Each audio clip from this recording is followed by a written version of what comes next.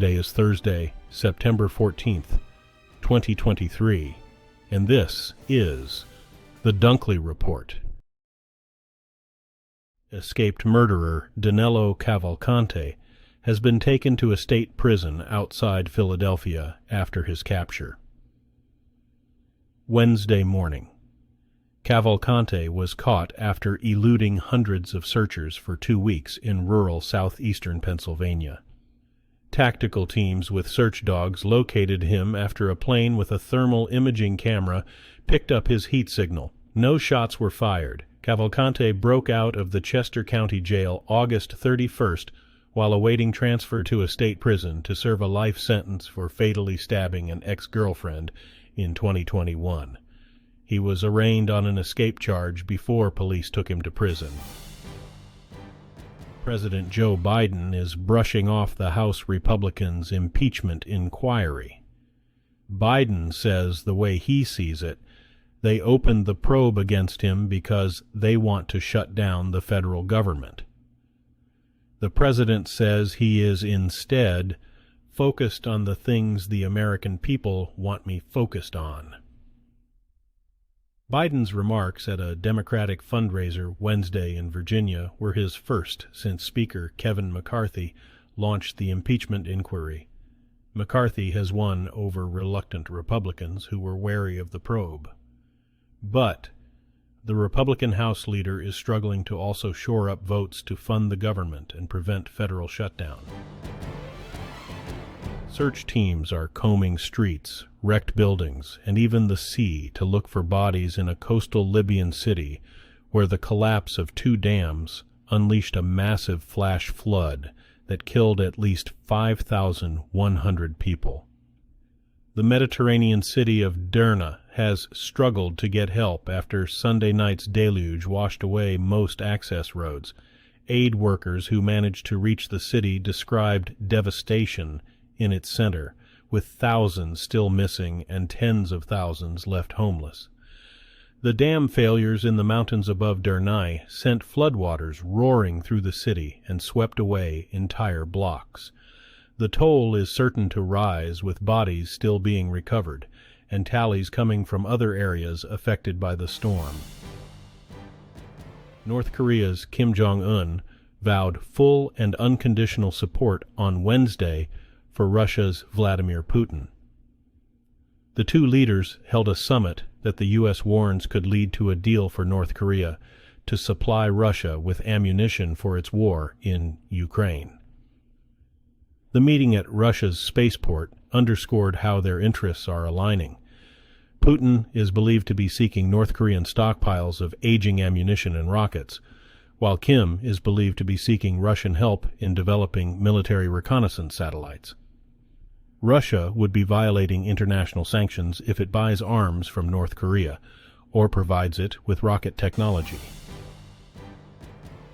Inflation jumped last month largely because of a spike in gas prices, while other costs rose more slowly, suggesting price pressures are easing at a gradual pace.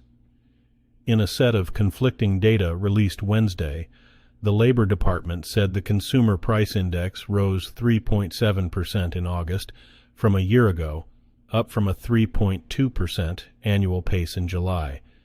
Yet excluding the volatile food and energy categories, so-called core prices rose 4.3%, a step back from 4.7% in July, and the smallest increase in nearly 2 years. That is still far from the Federal Reserve's 2% target. At a closed-door Senate forum, tech leaders loosely endorsed the regulation of artificial intelligence. The guest list at Wednesday's hearing featured some of the industry's biggest names, including Meta's Mark Zuckerberg and Twitter's and Tesla's Elon Musk.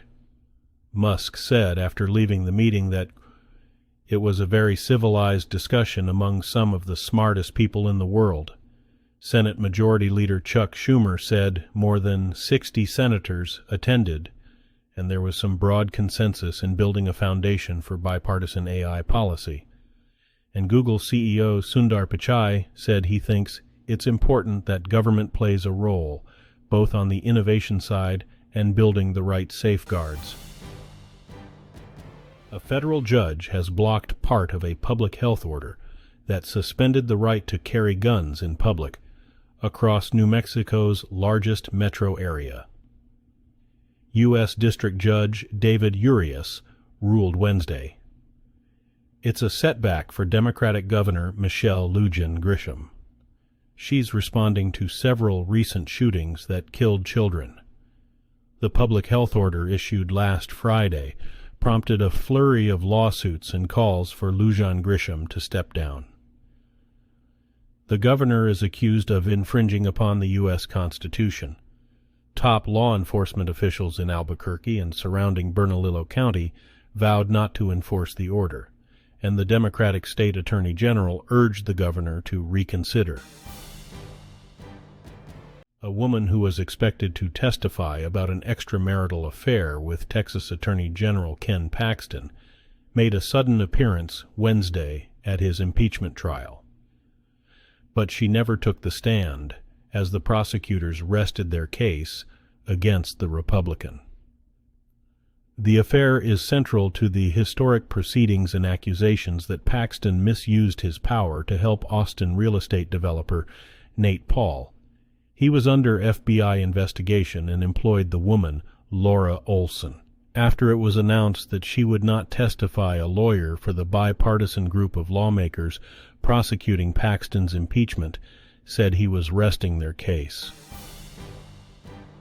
French regulators have ordered Apple to stop selling the iPhone 12, saying it emits electromagnetic radiation levels that are above European Union standards for exposure. The company disputed the findings and said the device complies with regulations. The National Frequency Agency on Tuesday called on Apple to implement all available means to rapidly fix this malfunction for phones already in use and said it would monitor device updates. If they don't work, Apple will have to recall phones that have already been sold, it said. A French government agency issued the order after the iPhone 12 recently failed one of two types of tests for electromagnetic waves capable of being absorbed by the body. NFL players prefer playing on natural grass. It's why the NFL Players Association called on the league Wednesday to switch all fields to grass. The union's executive director, Lloyd Howell, says it's the easiest decision the NFL can make. Players consider it a matter of career preservation. The union's repeated request for all grass comes less than 48 hours after four-time NFL MVP quarterback Aaron Rodgers tore his left Achilles tendon in his debut with the New York Jets. A new artificial surface was installed this year at MetLife Stadium. Carolina linebacker Shaq Thompson has been fighting for grass the past 2 years. He says he hopes to see everyone to take a stand.